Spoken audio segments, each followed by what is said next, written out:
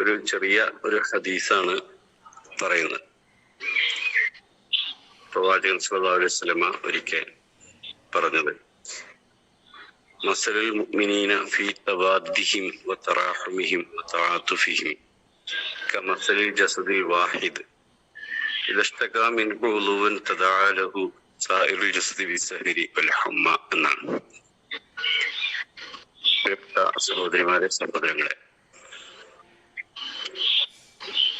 ഇസ്ലാം എന്ന് പറയുന്നത് നമ്മളൊക്കെ മനസ്സിലാക്കുന്നത് പോലെ ഇസ്ലാമിനെ കുറിച്ച് മറ്റുള്ള ആളുകൾ പ്രചരിപ്പിക്കുന്നതിനപ്പുറത്തേക്ക് ഇസ്ലാമിനെ നമ്മൾ മനസ്സിലാക്കുന്നു ഇസ്ലാം സമാധാനത്തിന്റെ, സ്നേഹത്തിന്റെ, സന്തോഷത്തിന്റെ ഒരിടമാണ്.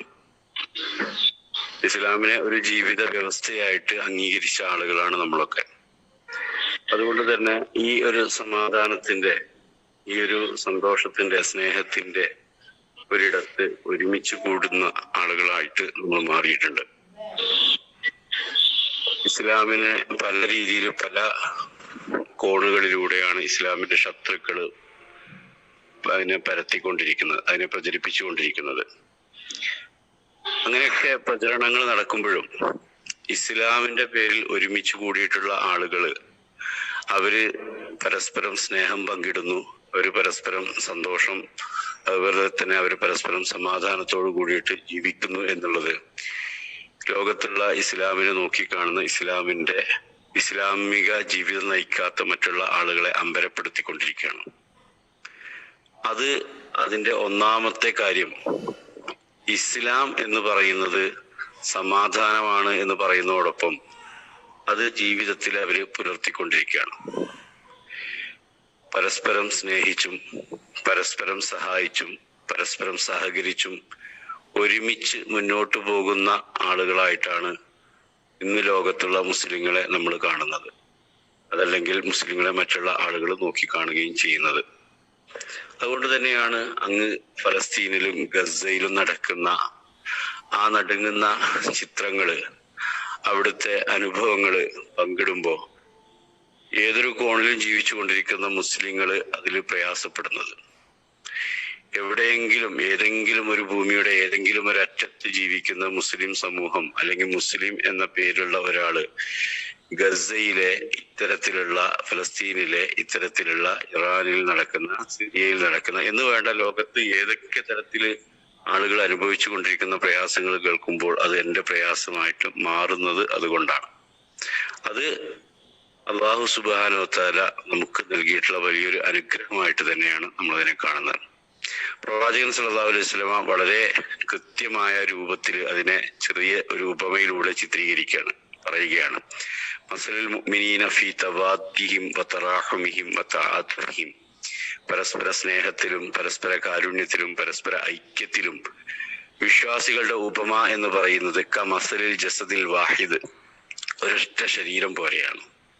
ഇദാ ഇശ്തകാ മിൻഹു ഉളുവൻ തദഅ ലഹു സായിറുൽ ജസദി ബിസ്സഹരി വൽ ഹമ്മ.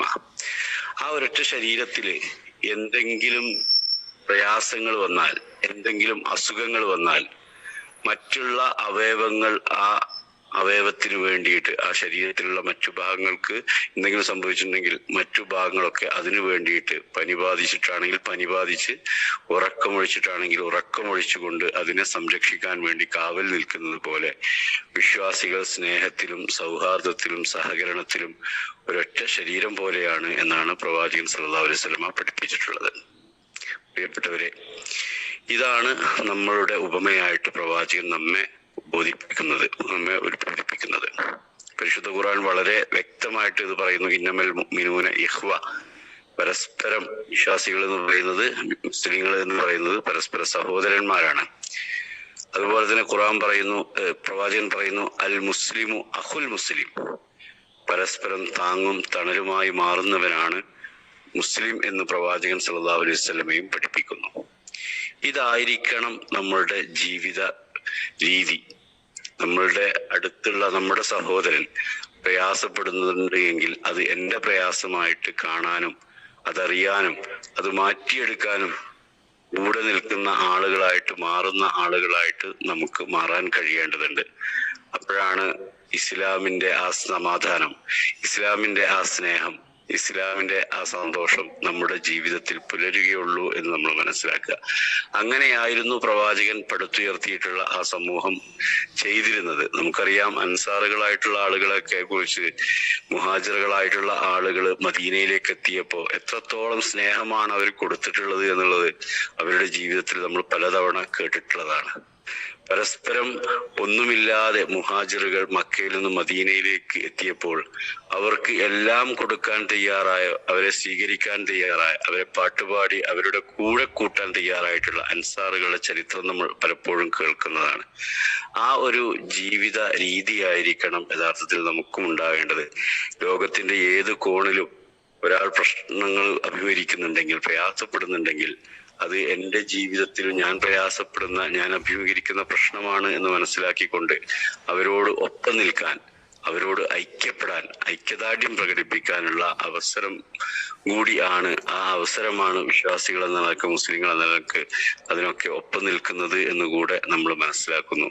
പടച്ച തമ്പുരാൻ അങ്ങനെ മുസ്ലിങ്ങൾ എന്ന് പറയുന്നത് ഒന്നാണ്, ഒരൊറ്റൊന്നാണ് എന്നുള്ളത് മനസ്സിലാക്കിക്കൊണ്ട് മുന്നോട്ട് പോകുന്ന ഒരു സമൂഹമായിട്ട് മാറാൻ നമുക്ക് കഴിയണം. അങ്ങനെ മാറുന്ന ചിന്തയിലേക്ക് കൊണ്ടുപോകുന്ന തരത്തിലുള്ള കാര്യങ്ങളായിരിക്കട്ടെ ഇത്തരം ഹദീസുകളുടെയും ഇത്തരം ഗുണപാഠങ്ങളുടെയും ഒക്കെ നമുക്ക് കിട്ടുന്നത് എന്ന് മനസ്സിലാക്കിക്കൊണ്ട് മുന്നോട്ട് പോകാൻ നമുക്ക് കഴിയണം. പടച്ചതമ്പുരാൻ എല്ലാ അർത്ഥത്തിലും നമ്മെ സഹായിക്കുമാറാവട്ടെ.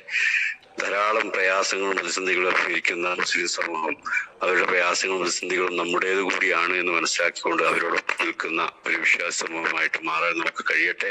പടച്ചതമ്പുരാൻ എല്ലാ അർത്ഥത്തിലും നമ്മെ സഹായിക്കുമാറാവട്ടെ. റബ്ബന ആതിനാ ഫിദ്ദുനിയ ഹസന വഫിൽ ആഖിറതി ഹസനത വഖിനാ അസാബന്നാർ.